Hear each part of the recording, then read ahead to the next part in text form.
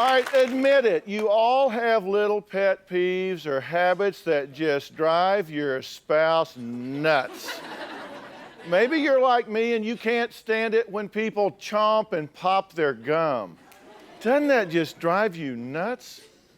Even if your spouse has a habit that drives you crazy, it shouldn't drive you to divorce. Everybody has some characteristic that is different. Take a look. She pops her gum, and she doesn't hear herself popping it, but I'm like, it's like a machine gun going off next to me in the car. You've left barely empty milk in the refrigerator, and I'm like, what is this? This isn't enough for a cup of coffee. When he leaves his slippers where he can't find them, that always annoys me because he doesn't put things back where he found them. He takes my laundry out of the dryer when it's not dry and leaves it on top of the washing machine and puts his own clothes in the dryer. We have pens and pencils all over the house. Well, that's because she puts stuff in the washing machine and dryer and then just leaves it. And she says, you always leave things all over the place. Right. And it's the always that annoys me. All right, now I admit it, I have some things that bug the heck out of me. I was in New York Monday, I got back to the house and a bunch of my producers were just pulling out of the driveway. I think they've been talking to my wife about spilling the beans, so I'm gonna see this with you. Take a look. I want to share with you some of the little things that really annoy Philip. I think on the top of that list would be little noises, any noise in the background, especially a noise in his car. I'm going to share with you a story that happened 15 years ago.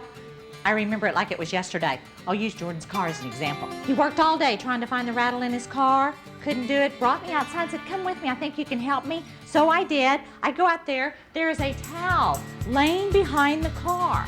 He said, if you'll just lay on this towel and let me run the car back and forth on top of you, you can maybe tell me where the rattle's coming from. Now, he will tell you I didn't do it, that he was kidding. He was not kidding. I did it, laid on the towel, he ran the car back and forth on top of me. You know, when it was over, I said, the only rattle I hear is probably the one in my head for even considering doing that. Another thing that really annoys Philip, he does not like for anyone to touch his face or his head. It's not like they're gonna mess up his hair or anything. Poor Tina, his makeup artist, has the hardest time doing her job. He is constantly bobbing and weaving, just anything he can to get away from her. Being on time is very important to Philip. So if you have a meeting with him, you don't want to be late. But I'll tell you what, he's always late. Seldom on time. He'll say it's someone else's fault. He's always getting stopped. Someone always needs something. He's always late. This is our family room. Warm, cozy. I love everything about this room until I get to the green chair. Biggest annoyance to Philip is that I've been stocking this chair for 15 years trying to recover it. But you know what? I'm gonna just give up the battle. Philip, it's yours.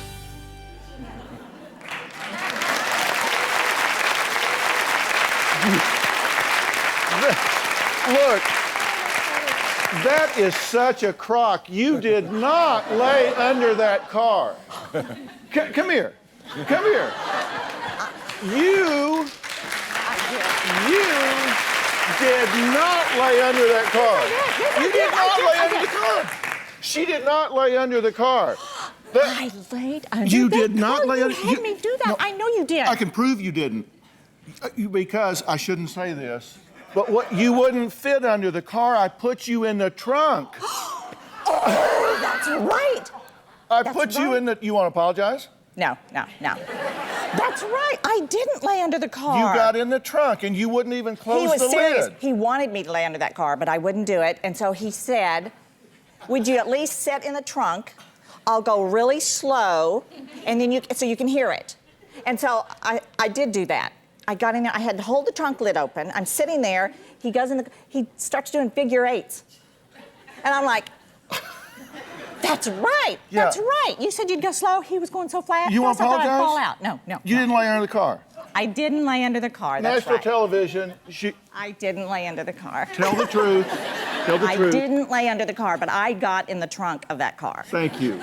I don't think Roger even knows what most of this stuff is that he's surrounded by every day. See these nice old maps? I'm sure somebody wants them. I'm so fed up. I bought a house nearby and I'm ready to move, with or without Roger. All right, we're talking about how to live with your spouse's annoying habits. Debbie says she's been living with her pack rat husband's stuff for 18 years. She's given him an ultimatum, it's your junk or me. Now, Debbie arranged a little surprise for Roger this morning, and we have cameras at his house right now. Hey, Roger, it's Dr. Phil. Are you there? Yes, I can hear you. You can hear me okay?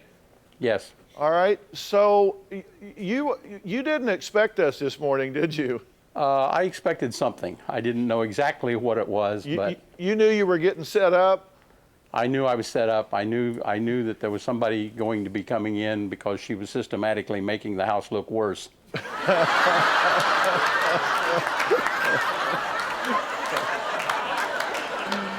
Oh, yeah. But you've got receipts from 1952? Probably. Right here. Probably. Okay, 1950. 1950. Okay. Tell me what the interest in sizzle is in that old receipt. The reason for keeping things like that she occasionally finds is that in order to do away with all of those, it would be necessary to go through all of those boxes. And that takes a lot of time, and I'm allergic to dust, and I don't know what is in a lot of those things. Roger, I understand it would take a lot of time, but you've had 42 years on that one. I lead a busy life. Excuse me, 52 years on. You said 1950. It's been 52 years. You couldn't squeeze it in some Saturday morning? It was probably hidden in a book somewhere. Yeah. Tell me about your luggage. I did a lot of traveling over the last 3 years, traveling back and forth to my father's every 2 weeks. And the airlines have been systematically destroying my luggage. I don't consider that stack you see there a lifetime supply yet. Oh, because of the, well, now I can't argue much with you there. Debbie, you're on your own there. What about this garter and stuff in the drawer from your ex-wife? His late wife died in 1984. And I found this in a drawer about a month ago. It was buried under some clothes. I hadn't seen it. Well, that's because you had so much stuff in the drawer you couldn't get to it. Probably. Do you have empty Coke cans at home? Those came from Oregon and have to go back to Oregon to collect the deposit on my next trip up to see my daughter. Walt says his wife Sean's procrastinating is costing him time, space, and money. Take a look. Dr. Phil, I have a horrible habit of putting things off. Dr. Phil, I have to lie about the time or even set my clocks ahead just to get her to places on time. For some reason, it always takes me a considerable amount of time to follow through with everything. She promised me 2 years ago she would clean this out. When was the last time she wore this? I always start things out with a bang, but... Sean returned from deployment 2 months ago. Check this out. Her bags are still packed and in the same location when she got back. I really feel like I have good intentions. She intended to fill out our homestead exemption paperwork for property taxes, but never got around to it. As a result, we're paying $70 extra a month in mortgage payments. It's gotten to the point that a lot of times my husband doesn't ask me to do things. Let's just face it, I'm not comfortable with her paying the bills or taking the kids to doctor's appointments because I'm afraid she won't get them there on time. Dr. Phil, tell me what I have to do to stop procrastinating. I'll do it tomorrow, or maybe next week. Now, if there's ever a sense of justice, he's just gone on national television and said you are always late. Yes. And he ain't here. Nope. He missed his flight. That's the best thing that could have ever happened for Well, me. they do tell me, Julie, did he actually make it to the building? All right, well, let's bring him in then.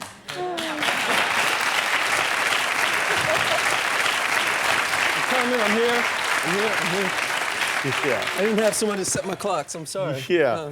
How you doing? Great. Nice to meet you. Yeah, we'll see. So you missed your flight?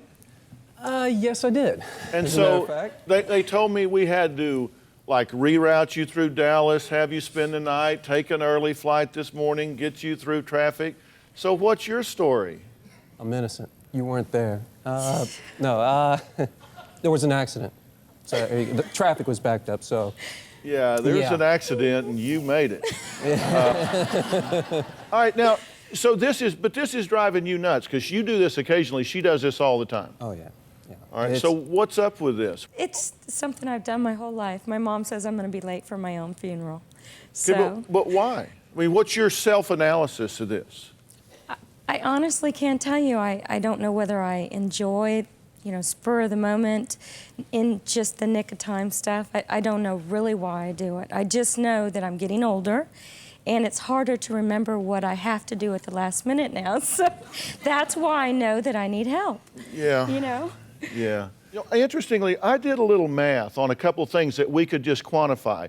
One is you procrastinated and didn't file your homestead extension, so that cost you $70 a month, correct? Yes. Okay, and you waited, it took you 2 years longer than it should have to get the promotion that gave you an extra $400 a month, correct? Yes, sir. I did the math on that, and it came up to $11,280 over the last 24 months, just the last 24 months. $11,280 you've cost yourself and your husband and your family because this little angel on your shoulder was taking care of you and everything just seemed to kind of work out. Mm. So that's a pretty expensive angel, wouldn't you think? That's about $500 a month for you to drag your feet. What do you think about that? It's an expensive angel. The angel also helps me find really neat situations where I make money too. Maybe what, I don't know. Are you trying to defend what? I'm not trying to defend my angel. No, it's wrong. I know that. Yeah, and your children. Didn't you just say you have a child that's beginning to do the same thing? Yes, he's starting to run around at the last second. Okay, so he's in this urgent crisis race around all the time because children learn what they live. Exactly. So the cost of this is actually pretty high. When I talked to my parents about this, that my dad said I got it, naturally, that he was the same way. And that's kind of when I realized that I have the choice. Well, at some point you got to break the chain, right? Exactly. Because seriously, you have to make a decision that you have analyzed this. You have said, at work, I don't do it because I can't. No. At home, I do it because I can. So you just have to consequate your behavior. Because people who are procrastinating, I'll tell you, I've analyzed this for years, it is a manipulative control thing. It is the way you control the situation. It becomes all about you. Everything is hinged on you, everything waits on you, everything revolves around you because the world has to stop until you get there. It is a power thing. It is a control thing. It is an arrogant thing. Mm-hmm. Now, those are ugly words that you don't like to hear, but does the shoe fit? Unfortunately. Yeah, of course it does. Subconsciously, yes. Of course it does. Everything's about you. You say, hey, it'll work out. They'll wait on me. Mm-hmm. And what you do is you have to consequate your behavior. What could you do that would consequate your behavior at home where it cost you more to be late or put something off than you got positively by putting it off? What's something you really value? Do you ever go to work without taking a shower? No. Would that just be terribly distasteful to you? Yes. You wouldn't like that? Mm-hmm. All right. Do you wash your hair every morning? Yes. Okay. What if you just said, I'm going to contract with myself that if I do something that day late, if I procrastinate something that day, I don't get to shower or wash my hair before I go to work the next day? That would do it. Yeah?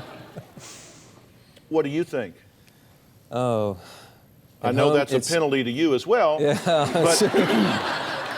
But you got to keep those showers going. But in the grand scheme of things, it might give you the shortest solution. Do you have a story or a question for me? Click the link in the description and tell me what in the world is going on.